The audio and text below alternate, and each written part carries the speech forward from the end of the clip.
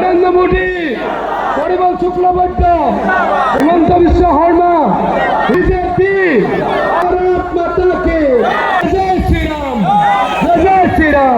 যখন কংগ্রেস সরকার ছিল নকরি কে পেয়েছিল, কে টাকা দিতে পারে, এখন এরকম অবস্থা নাই। দলে দলে যোগ দিচ্ছেন বিজেপিতে। কাটিগড়ার তিনটি নির্বাচনী জনসভায় যোগ দিয়ে উৎফুল্লিত রাজ্যের প্রভাবশালী মন্ত্রী পীযূষ হাজারিকা। বরাকের দুটি আসনে বিজেপি প্রার্থী জয়ী হচ্ছে।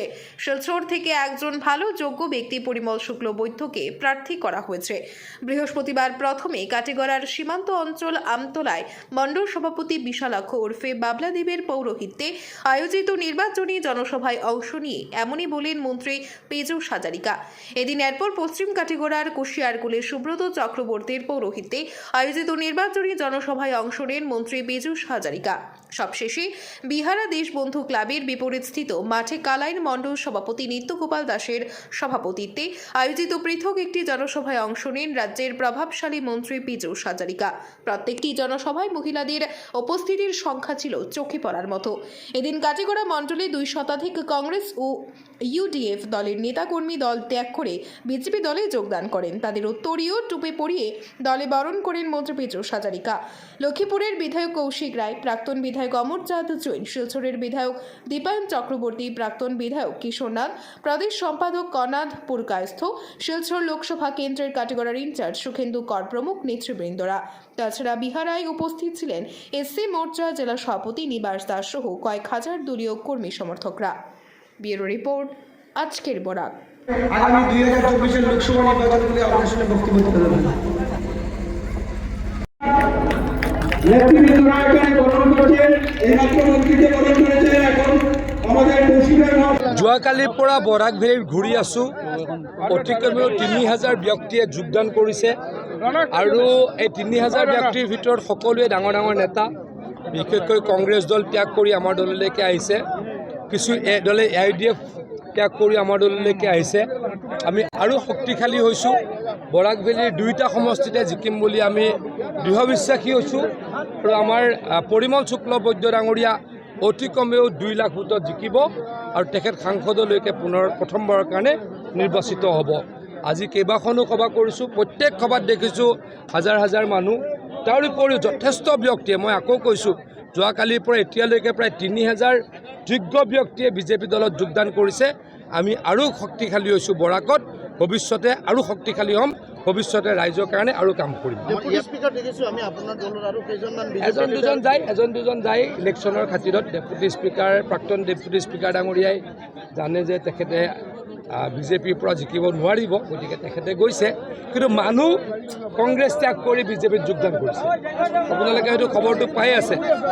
কালি কৰিমগঞ্জত, আজি ৰাতিপুৱা হাইলাকান্দিত, এতিয়া কাটিগড়াত হাজাৰ হাজাৰ মানুহে যোগদান কৰিছে। মই আকৌ কৈছোঁ, কালিৰ পৰা এতিয়ালৈকে প্ৰায় 3000 মানুহ যোগদান কৰিছোঁ।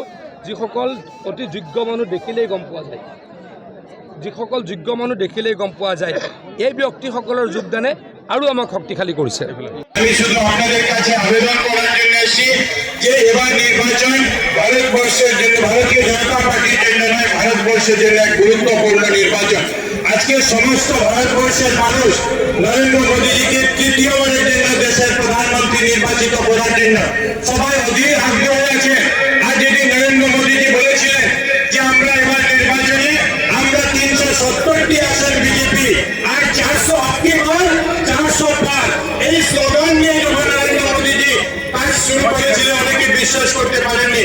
কিন্তু আজকের দিনে আমরা দেখছি যে ভারতবর্ষের বিভিন্ন টিভি চ্যানেল, বিভিন্ন সমীক্ষা যেটা দেখা দিচ্ছে, সেই প্রত্যেকটা সমীক্ষায় আসছে যে এবার ভারত নরেন্দ্র মোদীর নেতৃত্বাধীন এনডিএ 400টি বেশি আসন নিয়ে তৃতীয়বারের জন্য দেশের প্রধানমন্ত্রী করার জন্য ভারতবর্ষের মানুষ নরেন্দ্র মোদীজিকে প্রধানমন্ত্রী করার জন্য তৈরি হয়ে আছে।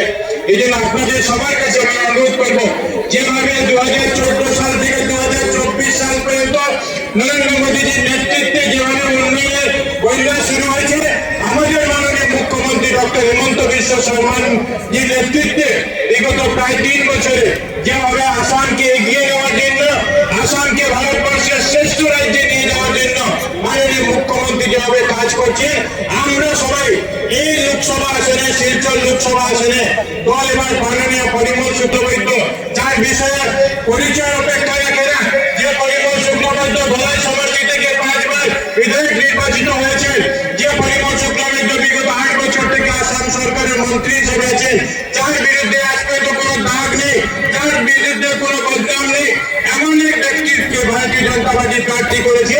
এই প্রার্থীকে বিপুল ভোটে আমরা এখান থেকে নির্বাচিত করে আমরা মোদীজির কাছে পাঠাবো, মোদীজির প্রতিনিধি হিসেবে পাঠাবো, যাতে মোদীজিকে আমরা বলতে পারি যে আপনারা যেভাবে বরাকের উন্নয়ন, আসামের উন্নয়ন, কাকিগড়ার উন্নয়ন করছেন, সমস্ত দেশের উন্নয়ন করছেন, সমস্ত ভারতবর্ষে এই জয়যাত্রায় আমরাও শিলচরকে সামিল করতে পেরেছি। আমরা পরিমল শুক্লবৈদ্যকে বেশি ভোট দিয়ে আমরা এবার লক্ষ্য নিয়েছি যে 2 লক্ষের বেশি ভোট দিয়ে আমরা পরিমল শুক্লবৈদ্য মহাশয়কে শিলচর থেকে নির্বাচিত করব, এখান থেকে সাংসদ নির্বাচিত করে মোদীজির কাছে পাঠাবো।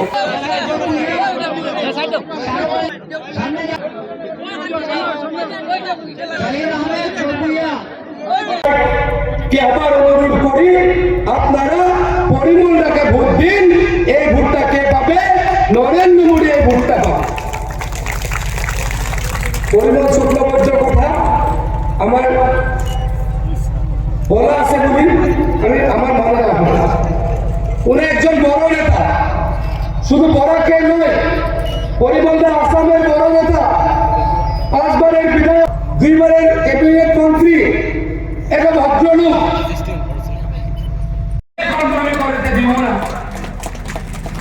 কংগ্রেসের জামানায় কি ছিল? চাকরি কে পাইছিল? ধনীগড় ছেলে মেয়ে পাইছিল। আমি কি ভুল বলছে? আমি কি মিথ্যা বলছে? কংগ্রেসের জামানায় কি হয়েছিল বলেন তো? এদিনের সভায় উপস্থিত ছিলেন জেলা বিজেপির সভাপতি বিমলেন্দু রায়, বিজেপি জেলা সদস্য বিপ্লব কান্তি পাল প্রমুখ। আপনারা দেখছেন আজকের Barak, a house of Adrija digital media.